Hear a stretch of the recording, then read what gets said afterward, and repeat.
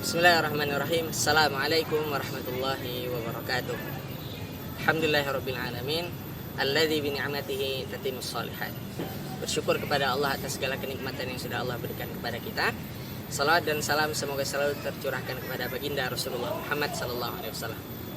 Teman-teman yang saya banggakan, pada kesempatan kali ini saya ingin sedikit berbagi kisah, berbagi teladan terkait salah satu tokoh bangsa, pahlawan nasional, pemerhati pendidikan Islam di Indonesia, sekaligus seorang tokoh yang memprakarsai berdirinya Universitas Islam tertua di Indonesia, yaitu Universitas Islam Indonesia Yogyakarta.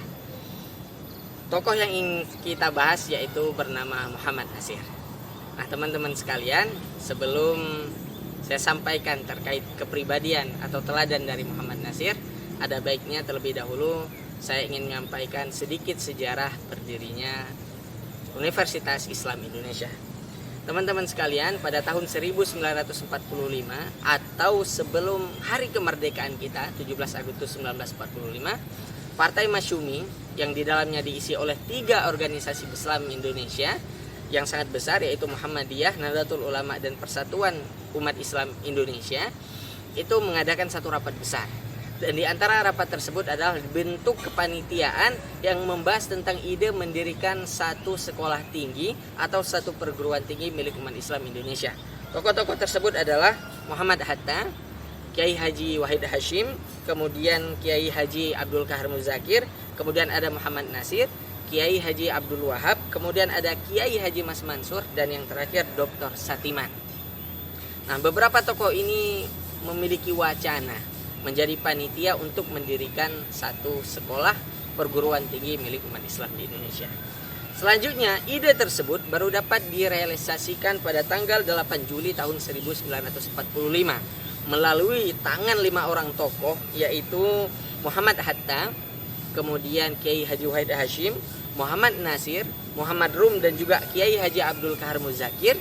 Akhirnya pada tanggal 8 Juli 1945 didirikanlah di Jakarta pada saat itu bernama Sekolah Tinggi Islam. Menjadi perguruan tinggi Islam pertama umat muslim di Indonesia. Namun teman-teman, pada saat itu kondisi ibu kota negara kita Jakarta dalam keadaan yang tidak kondusif, sehingga mau tidak mau ibu kota negara dipindah ke Yogyakarta. Dan pada saat itu juga, tepatnya pada tahun 1946 atau pada 10 April itu dipindahlah STI yang ada di Jakarta berpindah ke Yogyakarta. Kemudian dalam perjalanannya, karena STI ini terus berkembang, pada Desember 1947 atau tepatnya pada 14 Desember 1947 STI berkembang menjadi Universitas Islam Indonesia yang memadukan berbagai fakultas, berbagai jurusan, berbagai ilmu yang akan dipelajari di dalamnya, sehingga terbentuk menjadi Universitas Islam Indonesia Yogyakarta. Nah, itu sedikit perjalanan kampus kita. Selanjutnya teman-teman, kita akan melihat sosok Muhammad Natsir. Muhammad Natsir lahir pada 17 Juli 1908. Beliau, teladan pertama yang bisa kita ambil adalah beliau seorang ulama. Ulamanya Muhammad Natsir itu dapat terlihat dari beliau pernah diangkat menjadi ketua atau menjadi presiden World Muslim League atau kumpulan negara-negara Islam di seluruh dunia. Beliau pernah menjabat sebagai presidennya. Beliau juga pernah diangkat menjadi ketua daripada pengurus masjid seluruh dunia, pengurus masjid umat Islam di seluruh dunia. Nah, ini menandakan ketika beliau mendapatkan amanah tersebut, kapabilitas keulamaan atau keilmuan agama beliau itu sudah cukup mumpuni. Ini teladan yang pertama, Muhammad Natsir sebagai teladan. Teladan yang kedua, Muhammad Natsir sebagai tokoh pendidikan.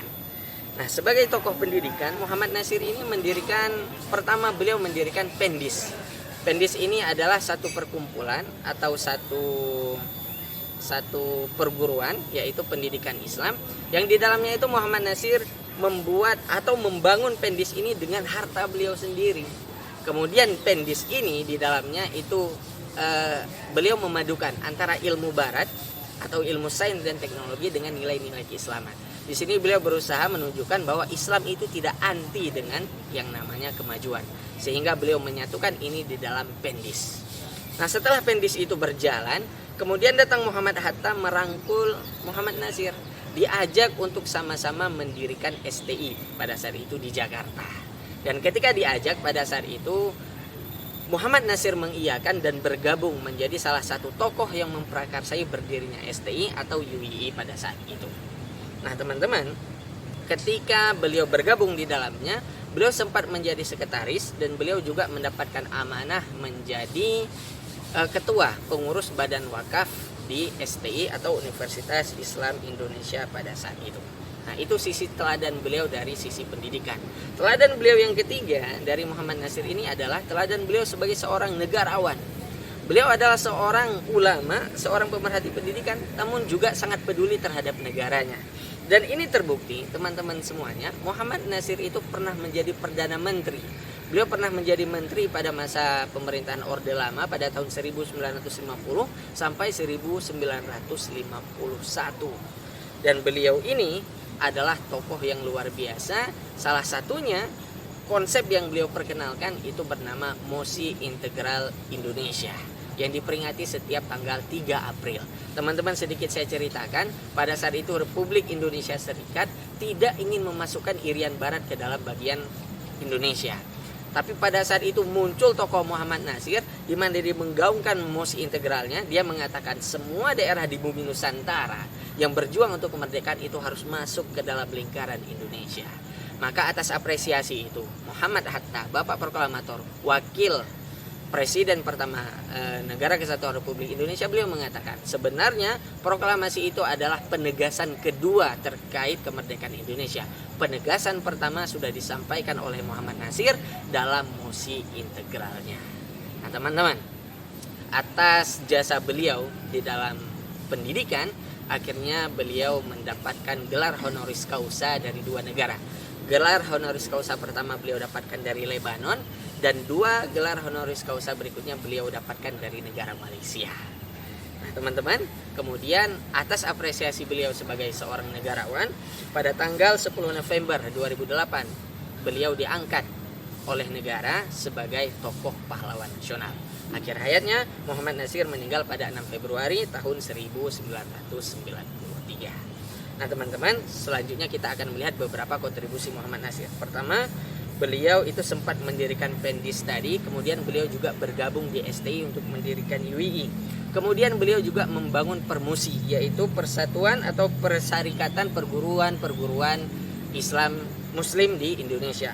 Kemudian beliau juga merupakan bapak penggagas daripada BKSPTIS, yaitu Badan Kerjasama Perguruan Tinggi Islam se-Indonesia, yang saat ini jumlahnya itu 500-an lebih. Dan penggagas pertamanya itu adalah Pak Muhammad Nasir. Nah ini bagaimana kontribusi beliau yang luar biasa.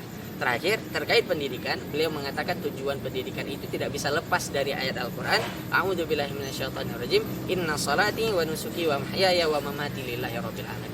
Kehidupan kita, ibadah kita, muamalah kita, pendidikan kita itu semuanya untuk mendekatkan kita kepada Allah. Kemudian yang kedua, terkait kurikulum pendidikan, di sini lagi-lagi Muhammad Nasir berusaha untuk menyelaraskan pendidikan yang berkemajuan, yang sains teknologinya maju dengan pendidikan Islam. Dan beliau ketika menerapkan kurikulum pendidikan melihat kepada kebutuhan daripada peserta didik. Dan yang terakhir, metode pendidikan, beliau lagi-lagi menggunakan ayat Al-Quran, ud'u ila sabili rabbika bil hikmati wa mau'izatil hasanah wajadilhum billati hiya ahsan. Hikmah di sini dalam pandangan Muhammad Nasir adalah mengajar dengan mengetahui kondisi peserta didik.